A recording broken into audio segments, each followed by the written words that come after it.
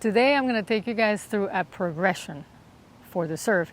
And while we do that, I also want to show you some warm-up exercises while we're doing the serve. So the first thing I want you to think about is the kinetic chain, and specifically the importance of respecting the transfer of energy from the legs to the top of your body. It's important to make sure that every part of your body is grabbing that power and transferring to the next part, so that we don't skip any part and we don't stop any part. Every part of your body is going to have to load, and every part of your body is going to have to unload or explode. So the more warmed up you are, the more loose you are, the better. And the next thing I want you to be aware of is about the three biggest problems on the serve, which are weak leg muscles, tight trunk muscles, and tightness in the internal rotation of your shoulder.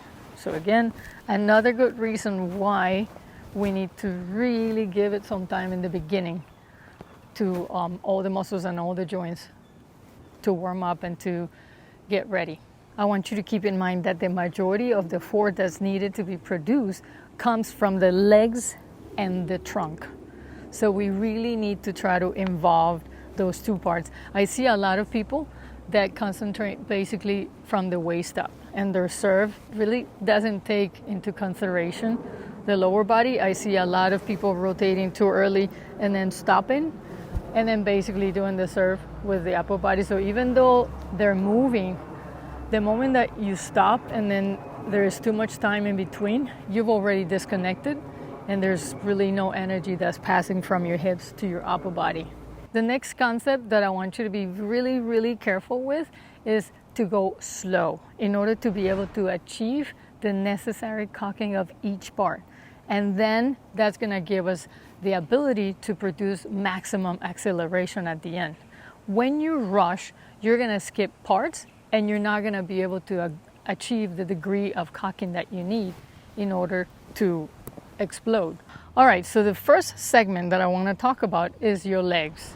And the idea here is to really load the weight on the right back foot, and to think of the left foot as a stable point that's going to allow the rotation and eventually is going to achieve the landing.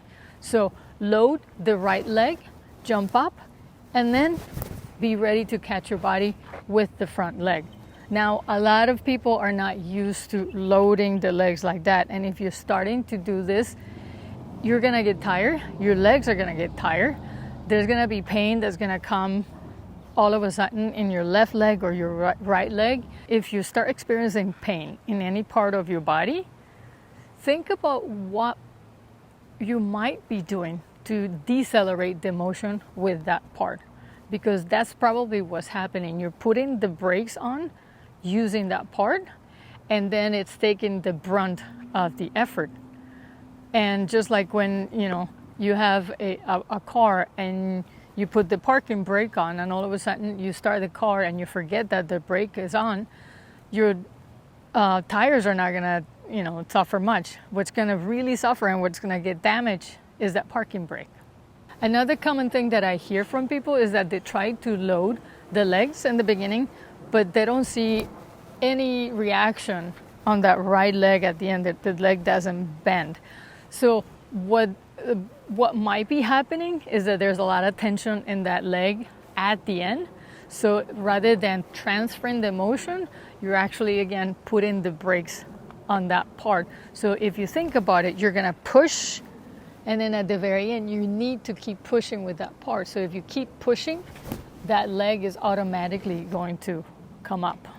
So the next thing I'm going to talk about is your trunk. So I want you to concentrate on your right hip, because it's basically the first thing that is going to start moving. That right hip, if you're a righty, of course, it needs to rotate back, and it needs to bring the whole upper body back and then around. So at that point, the muscles in your back, the muscles in your front are going to start bringing that hip forward. Now, one of the things that I also see in people is that, yes, they bring that energy from the legs into the hip, and then the hip goes forward and it keeps going forward. It doesn't stop. So I see it a lot in people that have the leg up style, where the leg goes a little too far forward and then The arm hasn't even started and that hip is already facing forward or left. So your upper body is actually fighting your arm because your upper body and your legs are going left while your arm wants to go right. So when you think of the rotation of your hips, I want you to go really slow and use the fences that you see on the court. So at first, we're gonna start facing, in my case, the right fence. And we need to eventually face that corner and be pointing towards the back fence. At that point, when you feel that tension in your back and your hips, you know you've rotated enough. If all you're seeing is that side fence, then you haven't really loaded. And again, you need to load so that you can explode. Every stroke in tennis needs a backswing and it needs a follow through. What we do in tennis is we throw. Basically, we throw the racket onto the ball. So we load slowly and then we throw fast, and that throw needs to go gradual. That speed needs to accelerate gradually. So we load slowly so that we have the opportunity to make sure that we're loading in the correct way. And then we start accelerating gradually. So the next thing is your arms. And we're going to talk about the right arm first. So I want you to look at your arm and notice that we have three parts: the back of your arm, the forearm, and your hand.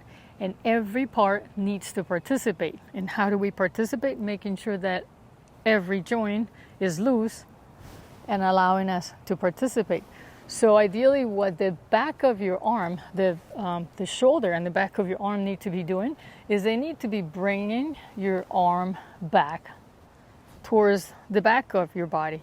And as they're doing that, they're going to be lifting that elbow. Okay? So the function of the back of your arm is to take you back, take you up, so that that elbow starts pointing up to the sky. Now, when you're back here, we need to talk about the forearm. So as your shoulder is lifting that arm, you have to think about that forearm starting to pronate. Because eventually what's going to happen is we're going to go forward and meet the ball. So if you don't pronate, your arm is just going to be going straight, and what's going to happen is we're going to hit the back of the ball. So while the shoulder is taking that racket back and lifting that elbow, we need to try and pronate so that once the arm starts moving forward, then between your forearm and your hand, we start pointing towards the ball. So pronating. So basically, I'm a righty, so my racket is going to start going from the left to the right, so that by the time I meet the ball, that racket is completely open. And you need to do this regardless of whatever spin you're adding to the ball, whether you're hitting a flat ball, you're hitting a slice ball, or you're hitting a kick. Every single time you're gonna be trying to go towards the back of the ball, and right when you make contact, that's when you're gonna try and change a little bit of the point of contact. So on a flat ball, you would want to contact the very back of the ball. And then on a slice ball, what we want to do is we need to try to now direct ourselves towards the side of the ball. So we're going to try and meet it around 2 o'clock. Push it first and then slice it. If you think about slicing first, you're going to have way too much slice and that ball is always going to go to your left. So we need to try and push first and then slice at the end. So every motion, again, in tennis is comprised of two directions: a forward motion and a sideways direction, if you're adding some sort of spin. If you have a flat ball, then it's all going forward and maybe down. So now let's talk about your hand, and more specifically your wrist. In order to be able to use your hand, your wrist is going to have to be loose. So while you're loading, you also have to be telling your hand that my racket needs to come down. My racket needs to take a backswing. My hand needs to take a backswing, and it needs to hang basically. Okay, now you don't want to be that close to through the body. You want to be a little bit separated so that you can allow all the muscles to participate. The closer you are to your body in any motion, the less power you're going to be able to have, because the body has no room. I want to give you an example to demonstrate how you should try and find the perfect distance between your racket and your body. Because if the racket is too far, then everything is going to feel very, very heavy. If the racket is too close, then you're going to stop certain muscles from rotating the right way. So we need to try and find that happy medium. So grab a basket and then hold it as far as you can from you. You're going to feel that the basket feels pretty heavy, right? Now I want you to get it a little closer to you. Now it starts feeling like, okay, now it doesn't feel as heavy. Why? Because I've allowed my bicep to participate. So now I have a different set of muscles that I've added, the set of muscles from the shoulder and the set of muscles that feed the elbow. Now I want you to get it really, really close to me. And it's going to feel like, yes, you can hold it, but there's really no mobility. There's no distance for you to work with. So the ideal part is where your body feels like, okay, my back is okay. My back is not holding all of the weight of the basket. Now my back is holding all of the basket. So for me, the ideal position is somewhere where I can try and have as many joints that can participate. So what is the left arm supposed to be doing? So if you're a righty, then your left arm is supposed to take care of your toss. Now the key to a great toss is to do it slow and to make that motion continuous. So it shouldn't feel like you're just tossing and then letting go. It needs to feel like your arm started to move up and all of a sudden it released your ball and that arm kept following it. So it needs to feel more as a push rather than a throw. So the other thing that you need to accomplish with the left arm is symmetry and timing, good timing with the right arm. So both of them are going to be going up, while the right arm is going to be going back and preparing every part of your arm to pronate and meet the back of the ball and then finish what you're doing. So at this point, we're pretty much at the end of your backswing. So what needs to happen on that backswing is that there has to be a feeling of loading, of a backswing, right? Of the body going back, the weight going back, and the body getting ready to explode forward. So the quicker you do this part, the more you're gonna get in trouble. So we want to try and go very slow. Make sure that you have a few check marks in the beginning.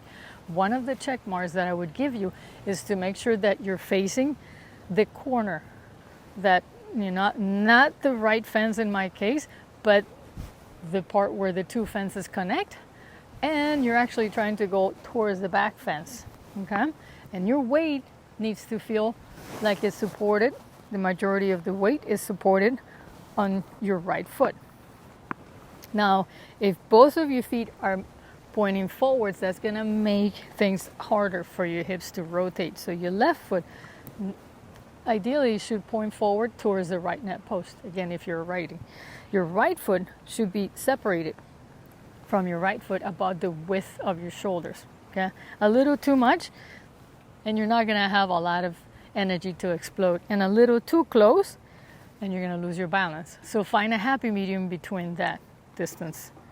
Now, sometimes you've seen a lot of players put that right foot back here. That has to do with their own style and the fact that they're taking into consideration the timing to rotate. I wouldn't suggest that you do that. Start easy and then create your own style. Make it easy on your body. So now we start with the forward rotation. And one thing that I want you to be really, really aware of is not giving the legs enough time to finish bending down and starting to bend up. What I see a lot of times happening is that the legs are in the middle of bending, and right when they get to the end, then that arm starts going up. We need to bring energy from one part to the next. So the legs are gonna bend, and then the legs are gonna start lifting the hips are going to start rotating, and then at that point we need to think about that arm to lift.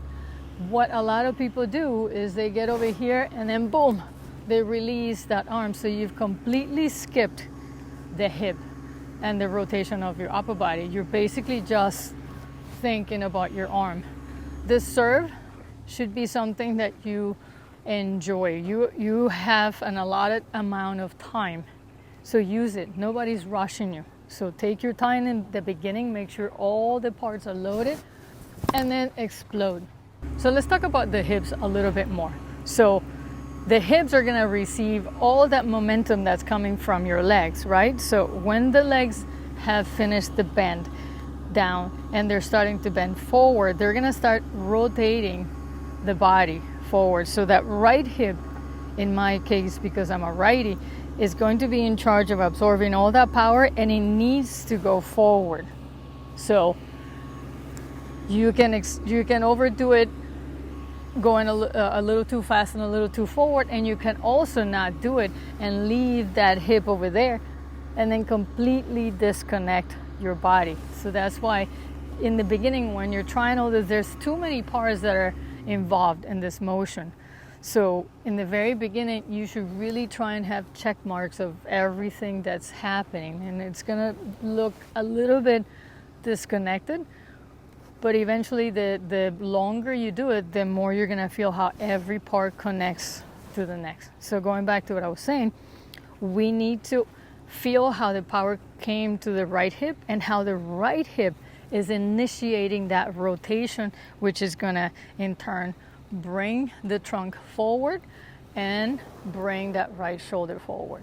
If you want to make sure that you know what your hips are doing and you're on a clay court, I want you to think about the marks that your right foot is doing. If you're seeing marks that are going all the way to the baseline, that right hip is moving a little too early. So that mark, that foot, if it's moving, it needs to move and meet the left foot. You don't ever want that right foot to be going towards the baseline. You want that right foot to going towards the left foot. Okay, we're going forward, and what's turning is the hip, not the leg. All right, so now at this point, your arms are starting to think about going forward. So your shoulder is now going from rotating externally, backwards, to starting to rotate internally. This is going to move your elbow from the back, ideally is going pointing up to the sky, and is going to start moving your elbow forward towards your target. Now I see a lot of people where the elbow is actually pointing to the fence, and that's because they haven't completed the back rotation of the shoulder. So another one of your check marks should be your elbow pointing up to the sky. So you want to go as far as you can comfortably go with that external rotation of your shoulder so that your elbow is starting to point up to the sky, and then that elbow is going to go from the back to the front as your forearm is starting to pronate. So it's basically bringing the racket from the left a little bit to the right, so that when we meet the ball, it's as if it was meeting the back of the ball. So now we get to the extension phase. We need to stretch this moment as much as you can and let go of your tension to allow the body to move forward and explode. I don't know if you've heard this term, but it's called the shoulder over shoulder motion, meaning that the right shoulder is going to go over the left shoulder. That to me is what really tells your arm, okay, now you need to go forward, right? So it's not necessarily thinking with my hand, because if you start dominating with the end of your arm when the whole motion hasn't finished, you're gonna skip the shoulder and you're gonna skip that forearm. So we need to think as if your shoulder has received that energy, and the shoulder is actually the one that's starting to lift the forearm, and now the forearm is waking up and rotating and finishing that stroke.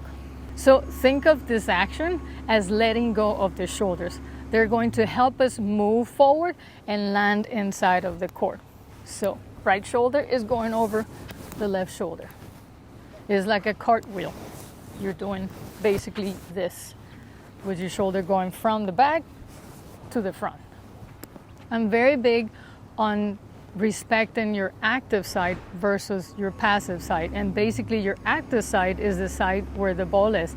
So I'm a righty, so my ball is gonna be on the right side. So my whole right side needs to be the one that's pushing, that's applying energy. And my left side needs to be providing control. So if you see yourself engaging with that left shoulder a little too soon, your left side is becoming a little bit too active. So your left side should feel as if the right side pushed it out of the way.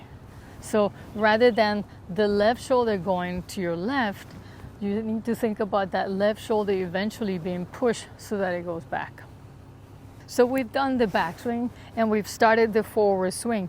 Now at this moment, it's all about your concentration. Everything is going fine, and we really need to make sure that your eyes are making sure that we see the moment of contact. This is where a lot of exercises, in the beginning, you should try to warm up your eyes. Just toss a few balls and see the moment when that ball meets the strings. Try to pick something on the ball, pick something on the strings that makes it interesting for your head to do this. See how, sometimes I try to concentrate on that yellow streak that the ball makes when it leaves the strings. We're all very guilty of instant gratification, and we can't wait to see what we did. We have to enjoy what we're doing and really try and give it time to see what we've created. If it feels good, then it's gonna look good. So you just keep telling yourself, if the backswing feels good, if I'm able to know where everything is going, if I'm checking all the check marks, then we're going in the right direction. We don't need to see what happens there. We have to play by feeling rather than by seeing what's happening, because eventually you want to play from your heart. You don't want to be playing from your head.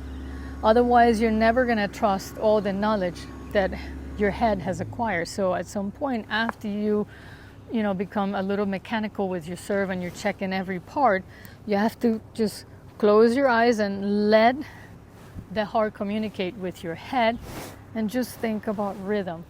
All you need to think about is going slow and then gradually going fast. So as you're watching your ball, as you're making contact, this is where we're gonna try and imagine that there's a clock on that ball. So let's say that we're hitting a flat serve. So we're gonna try and hit that ball in the middle of that clock. And then with the tip of the racket, we're gonna try and snap that ball down so that tip of the racket is actually trying to go towards the court. And eventually that arm is going to go around if you keep that arm going. So we don't wanna be thinking, oh my God, I need to go left. You need to continue to give it power, and your shoulder is gonna take care of that arm finishing. Now, if you're hitting a ball with a slice, then when you look at that ball, you want to picture that you're aiming towards 2 o'clock. And like I said in the beginning, we want to push it first and then we want to slice it so that we can get a little bit of momentum going forward, and then most of the motion is going to be taken care of by that peeling of an apple that I call. So push the back and then slice. At this point, in my opinion, it really helps for me to think of the tip of the racket as going towards my left pocket. Now, I want to talk to you about your elbow. Remember what I said in the beginning, if you don't use a joint, you're going to bypass it, right? So if you're over here and you're not allowing your elbow to help you, that serve is going to look like this. We want to give that elbow the ability to bend so that we can activate the muscles that feed the elbow, the bicep, the tricep, okay? So when you're over here, relax that elbow, relax that shoulder so that it feels that there's a little bit of bend, okay? So it needs to feel like you're giving the ball a big hug, like you're creating a circle with your racket, right? Like as if the elbow was staying up and the tip of the racket was coming down. Now, I know it's not physically possible to see that, but if you think of that in your mind, if that's the image you're giving to your mind, then you're gonna give it time. You're gonna make sure that you wait until every part of your body, every part of your racket is pointing in the right direction. So now comes one of the most important parts, in my opinion, and it's the moment when you need to activate your core. The moment that you make contact, you have to make sure that your core is tight, because guess what? We are coming with so much power, so much rotational energy, that if you don't tighten up your upper body, if you don't tighten up your core, that upper body is going to keep rotating, and then your shoulders are going to end up going left. So the moment when you make contact with the ball, that's when your core needs to be really tight. So ideally we need to feel as if your upper body, your chest, is now pointing to your target. What keeps going is your arms. So like I was saying in the beginning, there's motion that is being delivered from one part to the next. So that upper body is delivering that motion to your arm. And so then the upper body needs to stop and allow that arm to continue the motion. It needs to stop the rotation, but it needs to continue to go forward towards your target. Your entire body needs to rotate and then start lining up so that it goes in that direction of your target. So my suggestion, when you're warming up and you're working on your serve, I want you to think of allowing your arm to only use about 50% of the energy, the speed that it could have. I know it could have a lot more, but if you concentrate on power in the beginning, you're gonna forget and you're gonna overpower everything else. So only 50% of power allowed for now, until you get all the parts working together.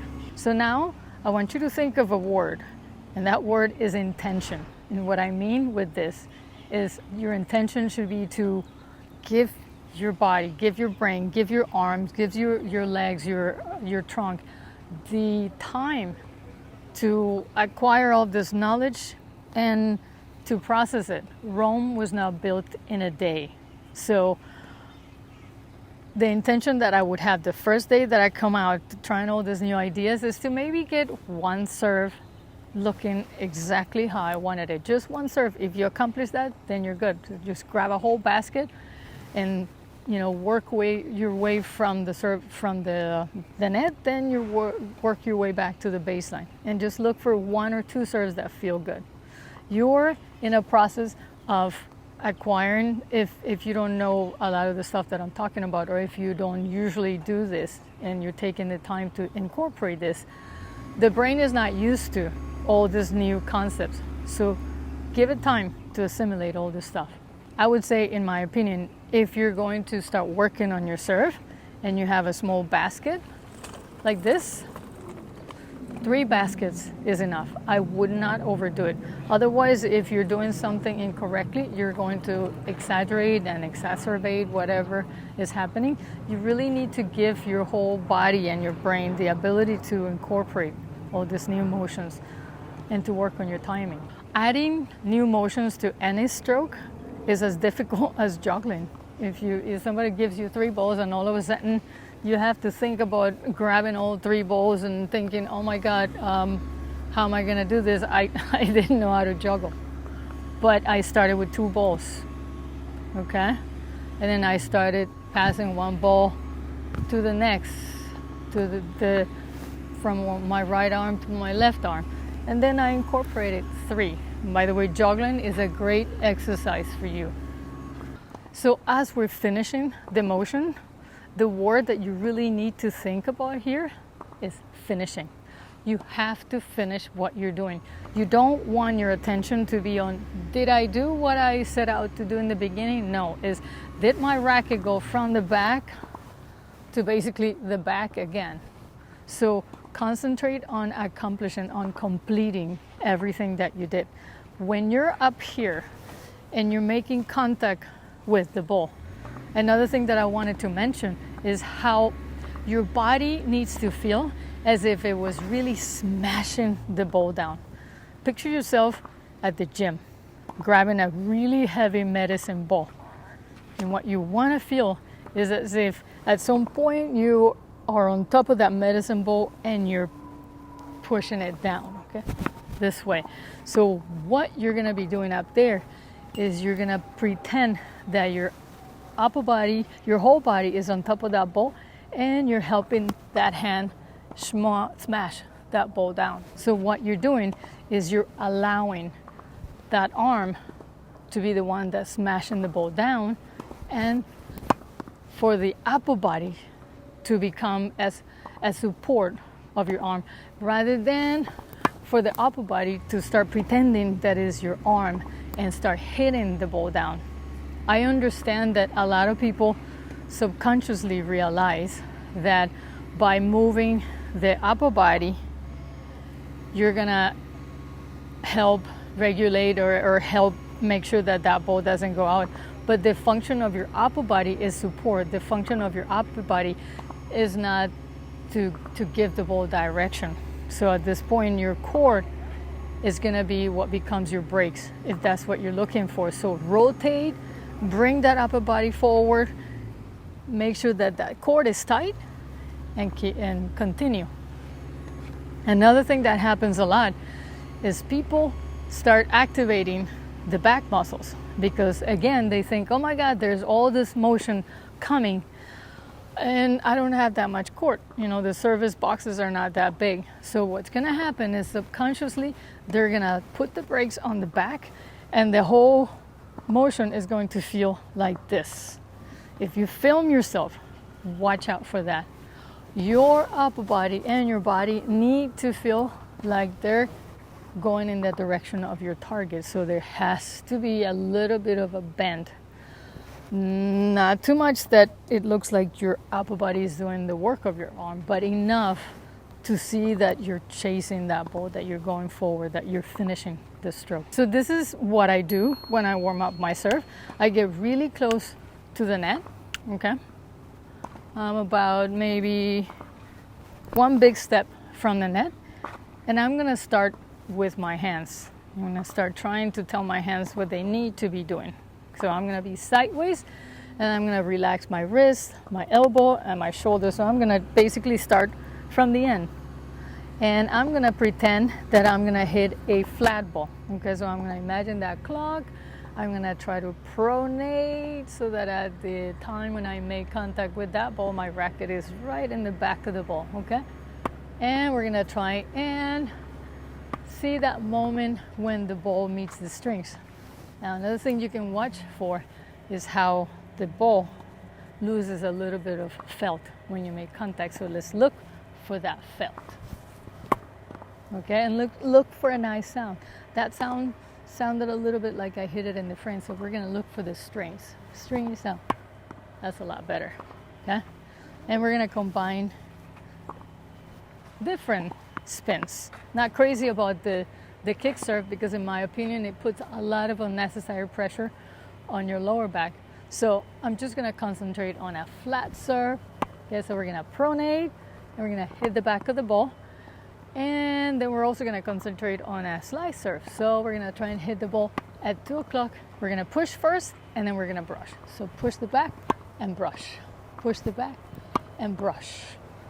Okay, and make sure that you're bending all your joints. Your wrist, your elbow, and your shoulder. Then we're gonna move ourselves back to the service line. At this point, I would say you still have enough power in your arms that you don't really need your lower body. Not saying you don't need your lower body, but we're just gonna warm up your upper body. Okay, so we're gonna be sideways, and we're gonna start introducing a little bit of the back rotation of both the upper body and your hips, okay? So we're still gonna start halfway up, but we're gonna try to rotate back and then rotate forward. Okay? And what I want you to think about is how every joint in your arm is going to be bending. Okay, so we're gonna rotate the weight back and rotate the weight forward. And now we're gonna start incorporating that shoulder over shoulder rotation. So the right shoulder is going from the back to the front. is not going from the back to the left, okay? From the back to the front. And let's think about the hips. So we're gonna wait. We're gonna make that arm wait until the hips have rotated, and then we're gonna let that arm go, okay? So hip rotate, and then we go. Ready? Hips rotate, and then we go. Hips rotate, bend, and then go. Okay, now we're gonna move halfway between the service line and the baseline. So here, you need to start thinking about doing the entire motion, okay? And like I said in the beginning, you're warming up. So ideally, just think about giving your arm permission to do about 50% of what it can do until things get a little bit more familiar, okay?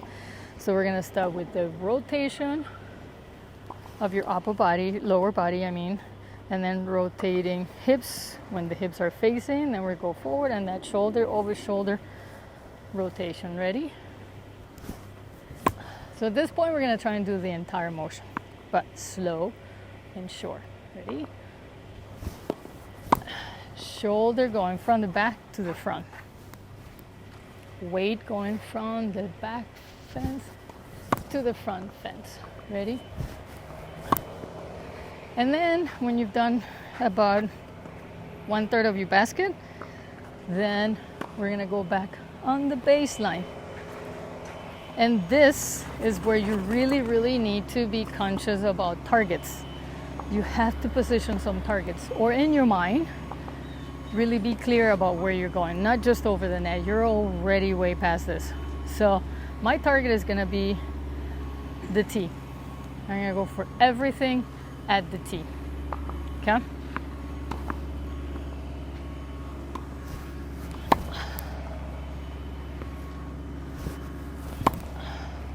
Okay, and combine all the spins that you want to do. So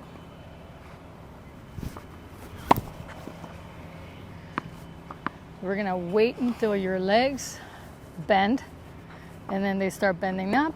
The hips are turning forward, the arm is going up, and then at this point, that's when I would go the fastest. There you go. It's as if your legs are throwing your upper body. Ready? Legs are throwing my upper body. Hip turning, and then my arm responding. So it's a lot to think about, and my biggest suggestion is digest it little by little. Take your time. If there's anything that you don't understand that seems complicated, feel free to write me an email at martha@youronlinetenniscoach.com, and I will help you as much as you can. And again, if there's anything else that you guys want me to do videos on, please let me know. Write me a comment in the video. And as always, please like and subscribe. It helps us, all of us creators, to continue to do what we're doing every week, coming up with themes and subjects and videos that we can do to help you guys out. I hope that helps.